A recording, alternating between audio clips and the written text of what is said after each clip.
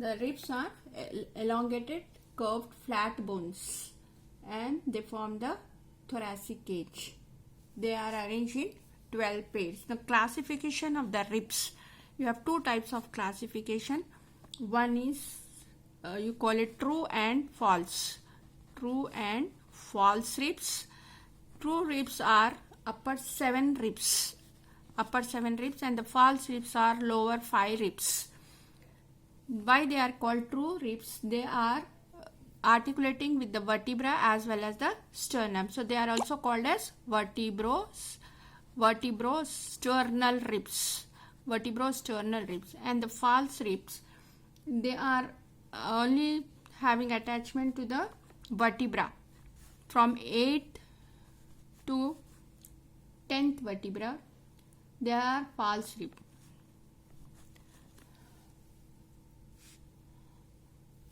This 8th to 10th vertebra, they are false rib, and they join 7th rib.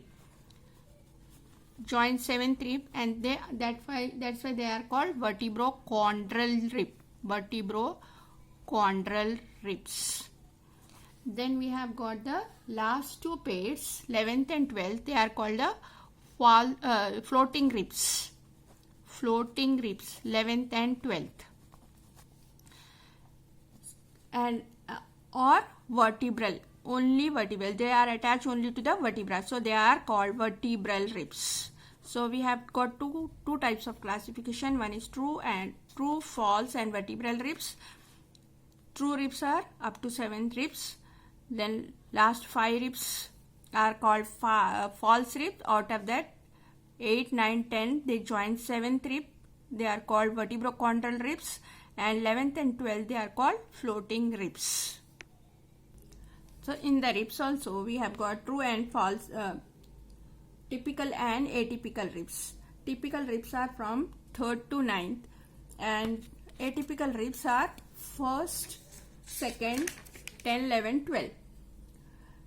So the rib size increases from 1st to 7th. The 7th is the longest rib, and then it decreases. Then the obliquity also increases. That is, the ribs are placed obliquely. The ribs are placed obliquely. Now, this is the head of the rib, neck of the rib, tubercle, and this is the shaft. So the head and neck is placed on the back side, that is posterior. The rib is the rib is placed. This is the head, neck of the rib, this is the tubercle, and this is the shaft. It is placed obliquely. The head and neck part is up, and the shaft part is placed downwards. So shaft part is placed downwards. This obliquity starts from the age of 2nd year, and it completes by the age of 6 years. First, before 2 years as the child is before 2 years, the ribs are horizontally placed. Then they starts becoming obliquely. The head moves upwards, not the shaft. The head is moving upwards. So cephalic movement of the head, and the shaft is placed at the same place as it was during development. So it becomes oblique up to 9th rib. 9th rib is more oblique, and from there again the obliquity decreases. The 11th and 12th are horizontally placed. Now coming to the typical rib. Typical rib, that is from 3rd to 9th. We have got the vertebral end, and this is called the sternal end. This is vertebral end, and this is the sternal end.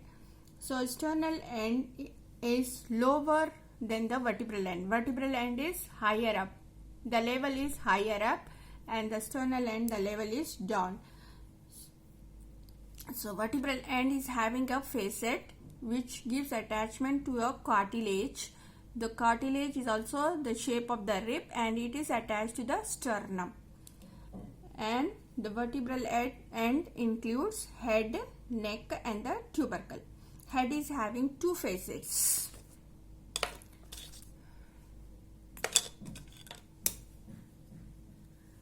the head is having the two facets.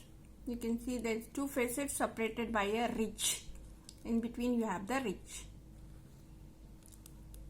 Okay, so the lower facet is larger. The lower facet is larger and the upper is smaller. How you will know the upper and lower? The sharp margin of the rib should be inferior. So you have to place the head back. You place the head back with the sharp margin downwards. The sharp margin should be downwards and the round margin should be upwards. So this is the anatomical position of the rib.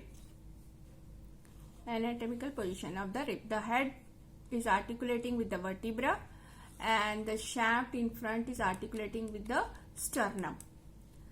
So head is having two facets separated by the crest. This crest is attached to the intervertebral disc by intra-articular ligament. The intervertebral disc is present in between the two vertebrae and it is attached to the intervertebral disc by intra-articular ligament. The peripheral margin of the head gives attachment to the capsule again. And at this anterior margin, this is the anterior surface. This anterior margin of the head gives attachment to radiate ligaments. So, and in the lower part of the ribs, this anterior surface of the rib is related to the sympathetic trunk. The head of the ribs articulate with two vertebrae. As we have seen, there are two facets in the vertebrae. So the upper facet articulate with a vertebra one above.